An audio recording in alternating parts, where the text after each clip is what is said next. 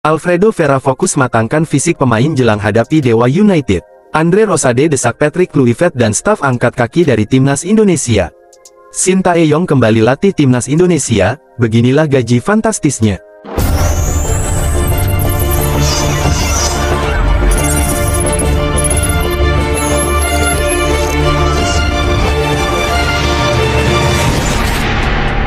Alfredo Vera fokus matangkan fisik pemain jelang hadapi Dewa United. Madura United memanfaatkan jeda kompetisi BRI Liga 1 2025/2026 untuk meningkatkan kondisi fisik para pemainnya. Pelatih kepala, Alfredo Vera, menegaskan bahwa waktu yang tersedia menjadi kesempatan penting bagi timnya untuk melakukan persiapan maksimal sebelum menghadapi Dewa United. Kita punya waktu untuk fisik, dan persiapkan dengan baik untuk lawan Dewa. Kita tahu pertandingan tidak mudah, tapi waktu yang lama ini sudah jadi bagus untuk kita, jadi motivasi lagi, ujar Vera. Pelatih asal Argentina itu juga mengungkapkan bahwa beberapa pemain masih menjalani proses pemulihan cedera, termasuk pemain asing andalan, Lulinha. Namun, kondisi mereka berangsur membaik berkat terapi rutin yang dilakukan di bawah pengawasan tim medis. Kita ketahui Iran punya waktu panjang untuk pulih dari cedera, ya ada Lulinha juga, ada beberapa pemain yang cedera. Tapi mereka lagi terapi, dan dengan waktu yang dikasih dokter kita manfaatkan untuk latihan bagi mereka, tambahnya. Menjelang laga kontra Dewa United, Alfredo Vera masih memantau kondisi para pemain untuk menentukan susunan terbaik.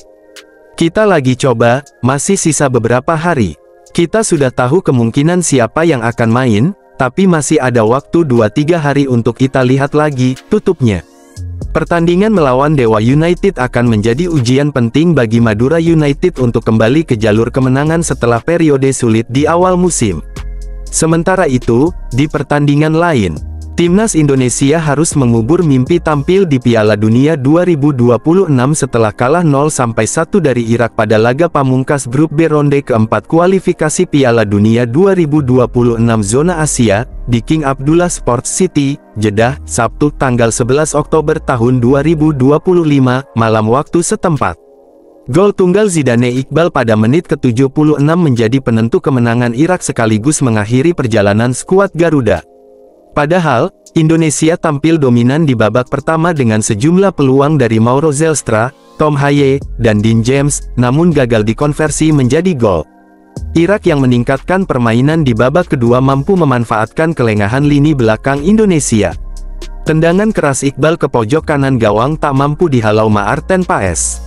Meski sempat menekan di sisa laga, Indonesia gagal mencetak gol balasan. Skor 0-1 bertahan hingga akhir, dan langkah Indonesia menuju Piala Dunia 2026 pun resmi terhenti.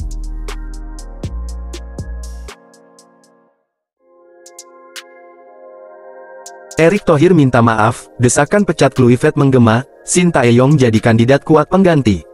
Ketua Umum PSSI Erick Thohir menyampaikan permintaan maaf usai Timnas Indonesia gagal lolos ke Piala Dunia 2026 setelah kalah 0-1 dari Irak pada laga kedua grup B ronde keempat di Stadion King Abdullah, Minggu tanggal 12 Oktober tahun 2025, dini hari WIB. Erick berterima kasih kepada pemain dan supporter, seraya menegaskan bahwa perjuangan Garuda hingga ronde keempat merupakan pencapaian terbaik sepanjang sejarah. Sementara itu, Wakil Ketua Komisi FIDP RI, Andre Rosiade, mendesak Patrick Kluivert dan staf pelatih untuk mundur. Ia menilai Kluivert gagal membawa hasil maksimal dan bahkan tidak menghampiri supporter usai pertandingan. Silakan Kluivert DKK segera mengundurkan diri atas kegagalannya, tulis Andre di media sosial.